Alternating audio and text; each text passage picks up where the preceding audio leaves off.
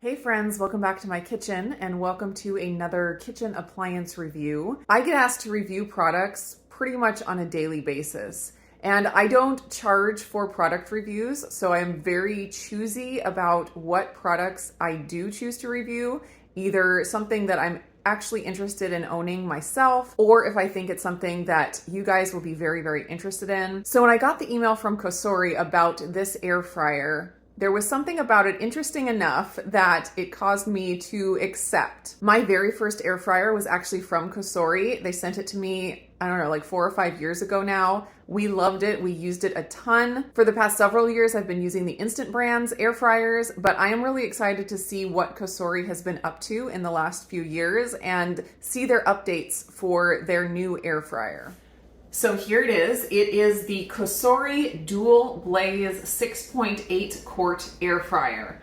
And the thing that caught my eye about it was the dual blaze. And what they mean by that is that it has two heating elements. One on the top, like most air fryers out there have, and also one on the bottom. I find that when I'm cooking in my drawer style air fryers, I pretty much always have to flip or very much shake the food in order to get it to brown uniformly. It'll brown on the top really, really well, but it doesn't brown on the bottom as much without the flipping and without the shaking. Even though there's holes on the bottom of the basket, just the airflow isn't enough to get that really good crispiness all around without doing the flipping. So when I heard that they had added another heating element to this on the bottom, it intrigued me and I'm really excited to give it a try. So I am gonna open this up and do a quick unboxing for you, show you everything that comes in the box. We will get it set up and do any kind of initial test run if that's recommended. I'll be looking through the manual. And then I have some chicken wings that I will be cooking up in here, and I'm really excited to see if I can just throw them in,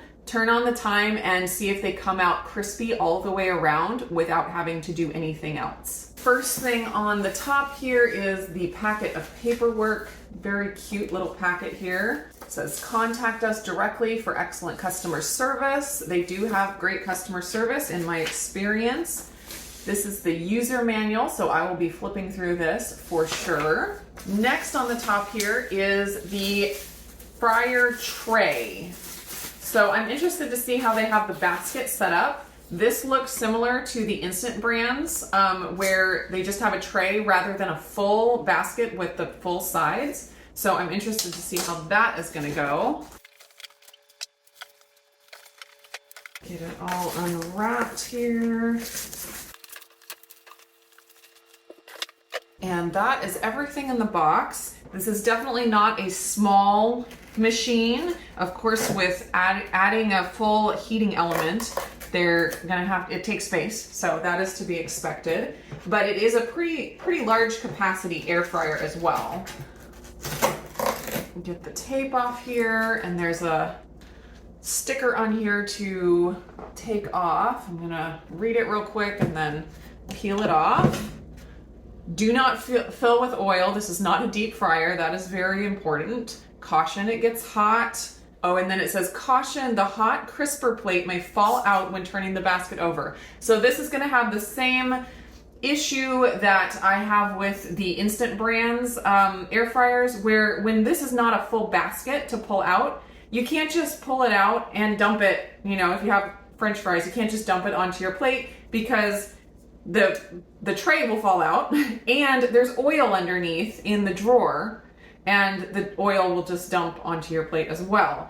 So that is one thing about this style. The positive is it doesn't take up as much space because it's not a full basket, so you get more cooking space. So it's kind of a give and take type thing. Download the free V-Zinc app for recipes updated by our professional chefs. Let me open here and make sure there's no packaging materials. Oh yes, there is a piece of cardboard down here that we want to make sure we remove.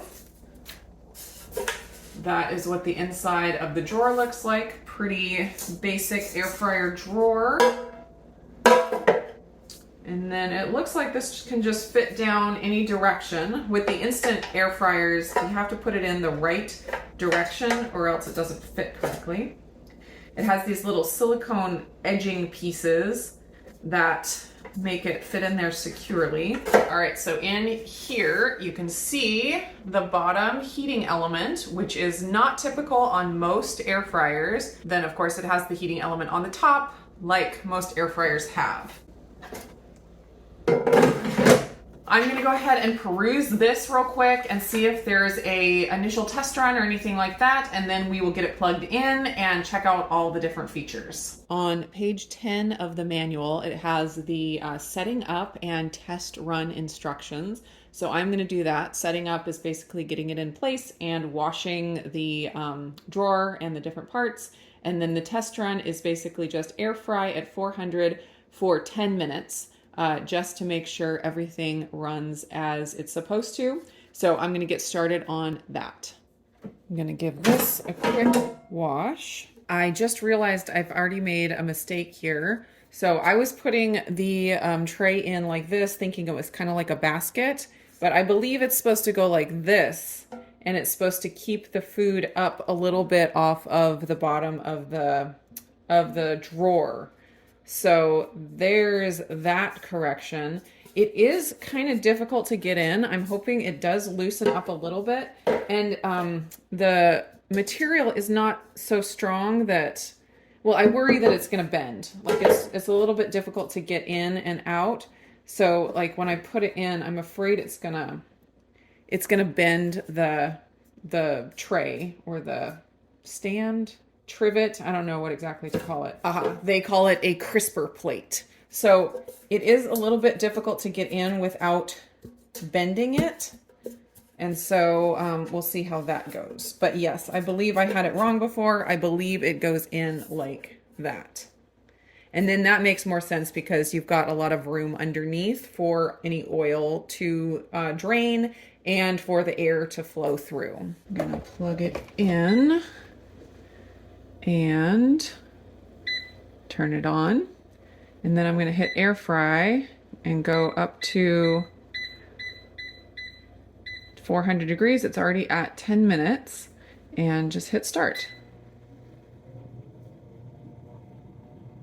And I was wondering if there was going to be a preheat time, but it looks like it's just jumping to the cook time. I actually kind of like that because I really rarely use the preheat setting on my other air fryer. I feel like you spend the time letting it preheat and then you open the drawer and it cools down so fast that the preheat doesn't really do much.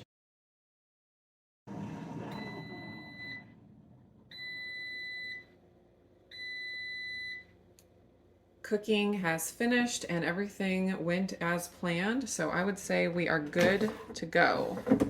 Now let's go over all of the different buttons. It kind of seems like there's a lot of different settings on here, but actually this is very, very simple and I actually really love it. So all of these different settings have a preset time and temperature in there. 390 for 20 minutes for chicken, 400, 8 minutes for steak, and so on. But the cool thing is that all of them are customizable and you can save your own temperature and time. For each of the settings, you can go between 175 to 400 degrees Fahrenheit and between 1 and 60 minutes. So I love that it's basically a whole bunch of options for you to set your own times and temperatures. And I love that all of them are completely adjustable. With the instant air fryers, they have like one setting and the range is this temperature to this temperature, and the other setting is like completely different range of temperature, range of time. I like that all of these are exactly the same and that you can customize it and save your settings exactly as you want them. So I'm gonna go ahead and preset my chicken. I'm gonna make it my chicken wing setting. I usually cook chicken wings for on 400 for about 20 minutes. So I want that to be my chicken setting. And to save that as the chicken preset, I just need to hold down the chicken button after I've set it for 3 seconds. Oh, there we go. So if I hit that, that's the steak one. And then if I go back to here, I have it at 420 minutes.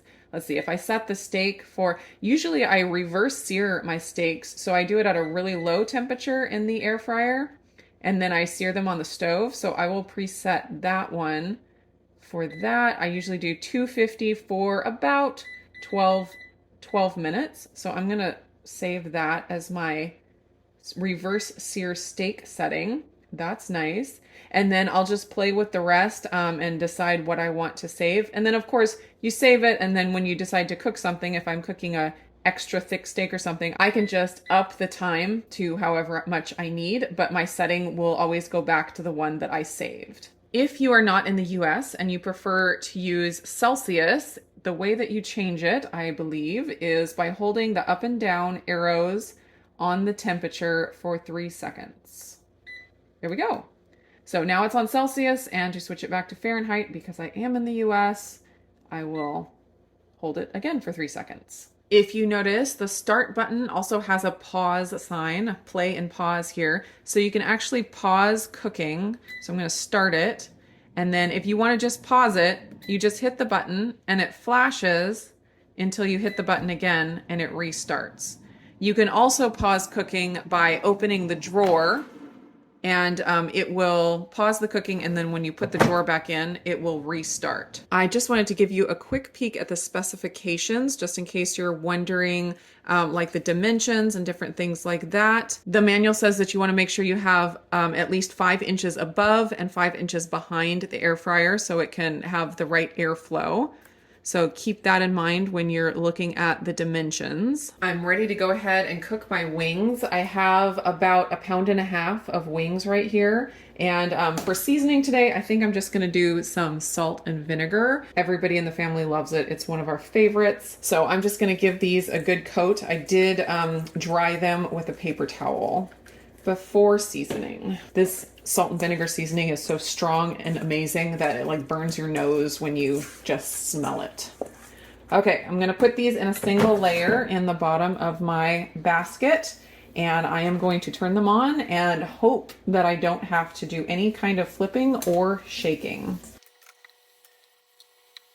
So you can see how 1.5 pounds of wings fit into the bottom of the air fryer. You probably wouldn't want to do a whole lot more than that because you want them to have plenty of airflow all the way around. You don't want them to be too crowded. And since I already preset my chicken button to be my wing setting, I'm just gonna hit the power button, hit chicken, and start. A real quick note about the noise. This is probably a little bit louder than the instant air fryers. They can be so quiet that I don't even really know that an air fryer is running. This one sounds, like a pretty typical air fryer to me. It sounds like a fan is blowing. It's nothing high pitched or anything. So it's totally reasonable, but just a little bit louder than some of the other air fryers I've had. We're 10 minutes into cook time, so I figured I'd take a little peek and see where we're at. Ooh, they are starting to look real nice. 10 more minutes. So while that's cooking, I thought I would go ahead and download the app and see how the app functions with the machine. I have had a few different appliances that can connect via app and have the Wi-Fi connection and all that. I found that I have never used them. For me, it doesn't seem super practical. If I'm cooking with the air fryer, usually I'm close enough that I can go over and press buttons. It doesn't really help me much to be able to control it from my phone. But I do recognize that it could be an important feature for those that have different physical disabilities and just different lifestyles. So I'm going to go ahead and download the app and kind of just see how that works. So the app is called VSync, and I'm opening it up here for the very first time. We will sign up. Okay, I assume I need to add a device. Ooh, all kinds of different devices here. Kitchen. There it is. Dual blaze air fryer.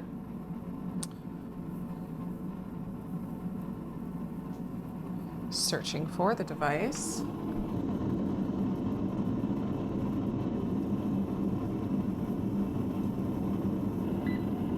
I wasn't sure if I was going to be able to connect it while it was running because it still has 3 minutes left, but I was. So all you have to do is hold down the power button on the air fryer for 5 seconds, and then it connected. So that is great.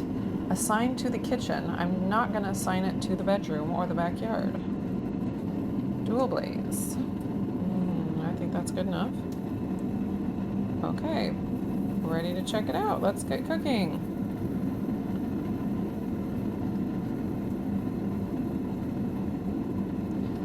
All right. Oh, wow, you can use Alexa or Google to control it. Crazy. I don't think I'll add those yet. All right, so, oh, it has my chicken cooking with 2 minutes left, so it knows what's happening. It's gonna be ready at 11:32. Wow, amazing. And I could stop it cooking from here. And they got all kinds of recipes. Ricotta cheesecake with polenta crust. What? So when you do the recipe, it just takes you step by step through the whole process. And then I imagine it will cook the dish, button cook the dish, and it'll control the air fryer from the app. So you can just, oh, and my wings are done. Your food is ready, enjoy. That might be handy to have the phone tell you when your food is ready, because sometimes if I started it and then I'm in the other room, it's kind of like an extra timer or notification. Cook time has ended, and now the moment of truth to see how crispy everything is on the top and the bottom. They look pretty crispy on the top. They look pretty crispy on the bottom. I do like the look of this. That one's not quite as crispy, but look at that. That's the bottom of it. That's the top of it. I'd say that's pretty uniform. I am very happy with this. Not a single shake, not a single flip through the whole cook time. Definitely going to be loving using this in my kitchen. So that is my unboxing and my thoughts on the new dual blaze COSORI air fryer. I hope you guys enjoyed the video. I'm going to go enjoy these chicken wings, and I will see you again in another video. Perfect. Absolutely perfect.